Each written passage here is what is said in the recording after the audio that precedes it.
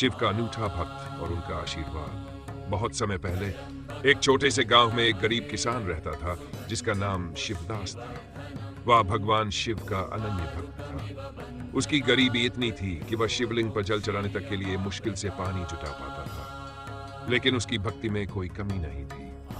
हर दिन वह गांव के एक पुराने शिव मंदिर में जाकर एक लोटा पानी चढ़ाता और नमः शिवाय का जप करता। गांव के लोग उसकी भक्ति पर हंसते थे।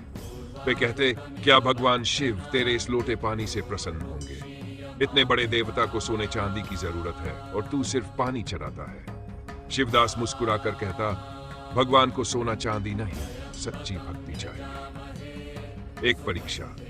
एक दिन भगवान शिव ने उसकी भक्ति की परीक्षा लेने का निर्णय किया। वे एक साधु का वेश धारण करके शिवदास के पास आए और बोले, बेटा, तुम इतने गरीब हो, क्यों अपनी मेहनत का पानी शिवलिंग पर चढ़ाते हो? अगर तुम ये पानी किसी प्यासे को दे दो तो तुम्हें अधिक पुण्य मिलेगा। शिवदास ने उत्तर दिया, हे बाबा, मैं गरीब हूं, लेकिन मेरे पास जो भी है वह भगवान शिव का है। मेरा पहला कर्तव्य उन्हें अर्पित करना है, उसके बाद जो भी बचता है वह दूसरों के लिए है। साधु मुस्कुराए और गायब हो गए। शिव का आशीर्वाद।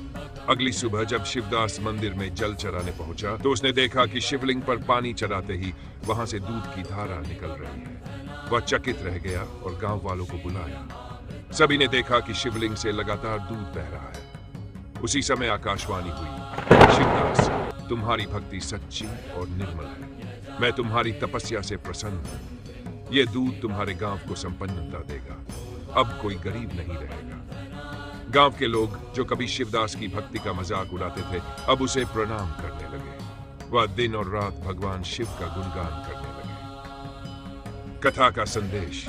ये कहानी कि भगवान को बाहरी भोग विलास की नहीं बल्कि सच्ची भक्ति और प्रेम की आवश्यकता है। शिवदास का एक लोटा पानी भी भगवान के लिए उतना ही प्रिय था जितना किसी राजा का सोना।